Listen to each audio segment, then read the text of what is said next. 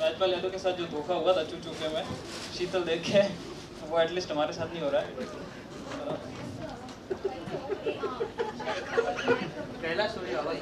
Hello, आवाज नहीं आ रही?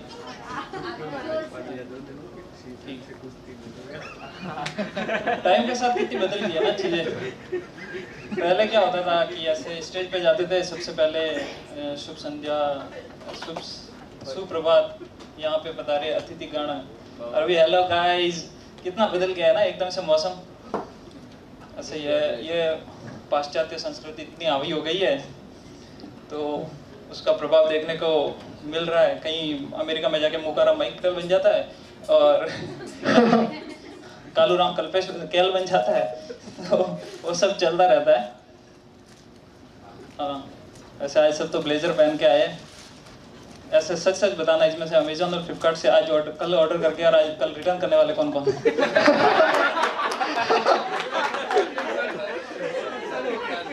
केवल भाई कहाँ गए? केवल भाई केवल भाई सोच रहे होंगे चिल्ला चिल्ला के सबको स्कीम बता दे। जोर जोर से चिल्ला चिल्ला के सबको स्कीम बता दे। एनीवेज, स्पेशल थैंक्स हार्दिक सर, आपने हमको इधर आने का मौका दिया। सबसे बड़ा तो फायदा ये हुआ आज यहाँ पे आने का, पता चला कि 4 स्टार होटल में आने के बाद नींबू मिलता है खाने के लिए। तो आज खाने के साथ नींबू था, मुझे लग रहा है किसी ने छोड़ा नहीं होगा। यही है, ऐसे ही चलती रहती है जिंदगी, बहुत चीजें बदलती रहती है। अच्छा, आप में से कॉलेज कौन कौन गए हुए? नहीं, बहुत जने जूम से भी पास आउट है ना। पूछना पड़ता है आज के टाइम में, बहुत से जूम से भी पास आउट है। लेकिन ऐसे शक की निगाहों से क्यों देख रहे? सबको विश्वास नहीं है क्या? सब गए हुए हैं। कॉलेज लाइफ भी एक बहुत अजीब सी स्टोरी रहती है। मैं भी फर्स्ट टाइम गया था, कंप्यूटर साइंस में एडमिशन लिया। 20 दिन लेट गया एक्चुअल में। तो पहली लैब सी की लैब थी। गया क्लास के अंदर, सर मेरा नाम आया, रोल नंबर बुलाया, कैलाश। हाँ, कहाँ थे? मैंने कहा घर। फिर घर क्या कर रहे थे? मैंने कहा ऐसे ही कुछ काम था तो करता। अच्छा, कौन सी लैब है पता है तुम्हें? मैंने कहा हाँ। कौन सी? मैंने कहा सी की। अच्छा, तो कुछ पढ़ के आए हो ऐसे ही आ गए? मैंने कहा पढ़ के आया हूँ। क्या पढ़ के आए हो? मैंने कहा सी पढ़ के आया हूँ। अच्छा, सी पढ़ के आया? मैंने कहा हाँ। कौन सी बुक से पढ़ी? मैंने कहा वो पढ़ी तो थी पर भूल गया, बुक का नाम भूल गया। कि अच्छा, बुक का नाम ही भूल गया? मैंने कहा हाँ। अच्छा, तो उस बुक का राइटर कौन था? मैंने कहा पढ़ा तो था तो भूल गया। तो क्या अच्छा, वो भी भूल गया? अच्छा, तो इतना तो पता होगा सी किसने लिखी है, उसका आविष्कारक कौन था? मैंने कहा हाँ सर, पहले पेज पे लिखा हुआ था पर भूल गया। तो क्या तू पढ़ के क्या आया? मैंने कहा सी पढ़ के आया हूँ। ऐसा ही है, भूलने की आदत मेरी बचपन से बहुत ज्यादा है, जैसे जलपेश सर की है वैसे।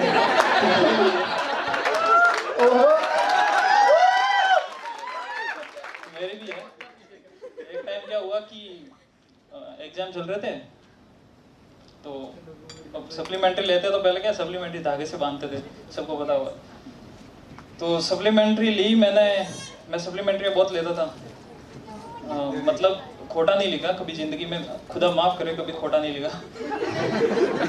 सब सच सच लिखा है, पर सप्लीमेंट्री ज्यादा लेता था। तो सबसे, अब मैडम के पास सप्लीमेंट्री की कॉपी पड़ी है, हाथ में धागा पड़ा है, बांधने के लिए धागा चाहिए। अब धागे का नाम याद नहीं आ रहा है। अब मेरे दिमाग में रस्सी आ रहा है। अब जाके बोला, अब बोलूं तो रस्सी कैसे बोलूं कि रस्सी चाहिए मैडम? वो भी कैसे बोले?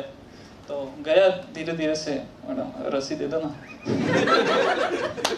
तो क्या हाँ धागा? मैंने कहा हाँ धागा धागा दे दो। तो अच्छा, ऐसा होता रहता है।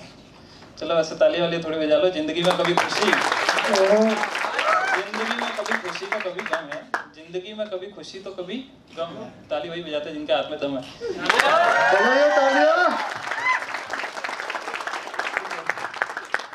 चलो वैसे अहमदाबाद आए हुए तो वैसे काफ़ी टाइम हो गया, 1-1.5 साल से यहीं पे हूँ। लेकिन कोरोना के बाद आने के बाद सीधा यहीं पे आए, वर्ल्ड बैरिक्स में ही वर्क फ्रॉम होम पे थे। बट बहुत अजीब अनुभव रहा, क्योंकि 9-10 किलोमीटर BRTS से ट्रैवल करके आते हैं अब एक्चुअल में BRTS में दिक्कत क्या है कि धमाकेदार लोग बहुत बैठते हैं अंदर। मतलब एक दिन तो ऐसा गुजरा, इतना वाहियत लेवल का बम छोड़ा, मैंने आज तक जिंदगी में ऐसा कभी एहसास किया नहीं था। राजस्थान का था, राजस्थान में फिर भी लोग थोड़ा बहुत खाते पीते ठीक ठाक है, यहाँ तो पता नहीं टोकले ने नहीं क्या क्या खा के ऐसा वाहियत बम छोड़ा ना, शीशे काले हो गए, किसी के कपड़े पे दाग पड़ रहे हैं, लोग बीमार हो रहे हैं। उनका कोरोना से घातक तो BRTS की सवारी है। तो फिर एक वो एक्चुअल में धमाका एक अंकल ने किया था। अंकल थे एक मोटे चौड़े से, मैं देख के डर जाऊँ ऐसा। मैंने कहा सर क्या हाल चाल है? कि बस बढ़िया है। मैं कहा आपका प्रकोप बहुत चाह रहा है BRTS में। तो क्या धन्यवाद, थैंक यू फॉर एप्रिसिएशन। मैंने कहा कल वापस मिलेंगे फिर। तो वो दिन बहुत खराब रहा। उसके बाद बस से उतरा, रिक्शा ली अपने अपने क्या चौराहे का नाम क्या भूल गया, वापस इस्कॉन के उधर गया रिक्शा लेने। तो जिंदगी में पहली बार अहमदाबाद आने के बाद पीछे वाली सीट पे बैठने का मौका मिला था, क्योंकि जनरली लोगों हमारा भले लोग कोई भी बोले बट लौंडों को आगे बैठना पड़ता है। तो वो भी ऐसे लटक के एक मुंडी बाहर निकाल के, है ना। तो गया उधर, पहली बार पीछे बैठने का मौका मिला ही था। जितने में तो एक कन्या आ गई, अधेड़ उम्र की कन्या, अधेड़ उम्र की कन्या आई। तो रिक्शा वाला बुला लिया आगे। अब दिन ही खराब था, बैठे फिर लटके। गया आगे, भूख लगी थी, गया नाश्ते की दुकान पे।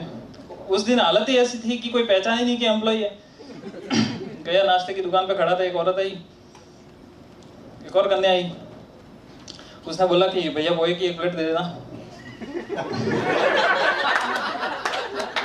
मैंने कहा तेरे बाप छोड़ के कहते कि तेरी माँ। मैं पोहे की प्लेट दूंगा तेरे को। ठीक है, जैसे तैसे करके वो दिन गुजरा। अगले दिन फिर गया BRTS में, फिर वो अंकल मिल गए। अच्छा, तो मैंने सोचा कि आज चलो बात कर लेते हैं इनसे, थोड़ी सी दोस्ती वोस्ती हुई। मैंने कहा और अंकल क्या हाल चाल है? कि बस बेटा बढ़िया है, क्या करते हो? मैंने कहा यही बस अहमदाबाद में काम धंधा कर रहे हैं। कि अच्छा। फिर ऐसे ही पेट्रोल डीजल की बात आके बोले BRTS में क्या सवारी करते हैं? मैंने कहा सर कहाँ, बाइक लेने की तो औकात ही नहीं है, पेट्रोल भी बहुत महंगा हो गया है, क्या करें? तो अच्छा, नहीं तो मैंने कहा आपके साथ BRTS में कहीं आते जिंदगी खराब करवाने के लिए। तो क्या अच्छा। तो फिर ऐसे ही पॉलिटिक्स पे बात आ गई थोड़ी, मोदी जी की बुराई कर ली। तो वो थोड़े सपोर्टर थे, वैसे तो मैं भी सपोर्टर, हर कोई सपोर्टर है, बोल नहीं सकते खुले में। ठीक है ना। तो वो भी थे, मोदी जी के समर्थक थे। तो मैंने थोड़ी सी बुराई कर ली। मैंने कहा ये क्या बात है सर, मतलब पेट्रोल के भाव इतने बड़े, मोदी जी ने तो देश की हालत बहुत खराब कर दी है, GDP बहुत, महंगाई भी बहुत बढ़ रही है, देखो नींबू भी बहुत महंगा हो गया, अब क्या करें? जितने में उन्होंने धमाका कर दिया। मैंने कहा सर क्या आज भी वही कि तुमने बात ही ये जलाने वाली बोली है? फिर वहां से निकल के फिर आया। फिर तीसरे दिन BRTS में एक आंटी मिली। चलो मैंने पहली बार जिंदगी में किसी अच्छी थोड़ी लग रही थी, ठीक ठाक। मैंने कहा कम से कम ये तो ऐसे कांड नहीं करेगी। बैठ गया पास वाली सीट पे जाके। और वही है, जो जिसका नहीं सोचा था वो होता ही है। हो गया उस दिन भी। फिर उसके बाद ठान लिया कि खड़ा खड़ा जाऊंगा, बैठ के कभी नहीं जाऊंगा।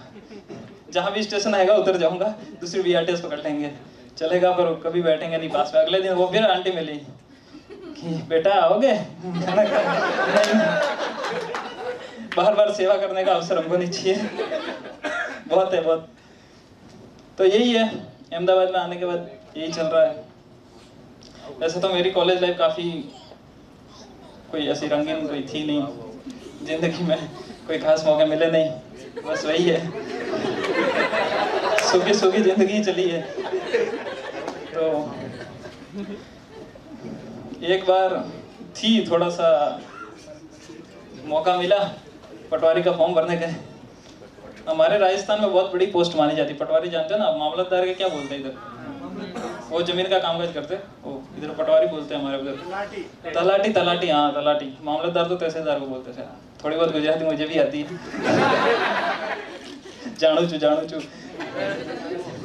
फिर गए तो फॉर्म भर रहे थे, उसमें लिखा क्वेश्चन था कि मदर टंग, तो मैंने गुलाबी लिख दिया।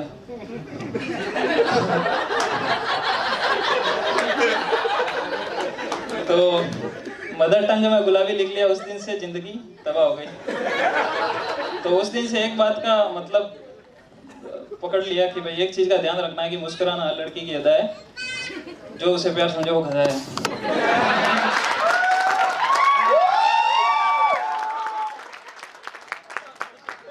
फिर था एक मेरे दोस्त था, उसके भी एक थी, बेचारा बहुत सीधा सीधा सादा सा केवल भाई जैसा एकदम। और उसको मौका मिल गया। अब पर उसकी किस्मत इतनी खराब कि उस समय चोटी काटने वाली डायन का वो खौफ चल रहा था। नई नई बनी थी और पहली चोटी उसी की बली हो गई, उसके गर्लफ्रेंड की। वो होगी बेचारी टकली। अब घूमे तो उसके साथ कैसे घूमे, बहुत दिन खराब हुआ। वैसे तो आप भी अपने बच्चों को बहुत बड़ी बड़ी कहानियां सुना सकते हो कि हम भी उस जमाने में लड़का है, अपनी चोटियां बचाइए। जिस मोदी जी भी बोल रहे होंगे कि देश बाद में सुरक्षित करेंगे, पहले चोटियां सुरक्षित करो। ऐसे हालत हो गए थे चोटी कटवा डायन के खौफ से। तो वही है, फिर उसकी बेचारी की जैसे तैसे करके और कॉलेज लाइफ खत्म हुई।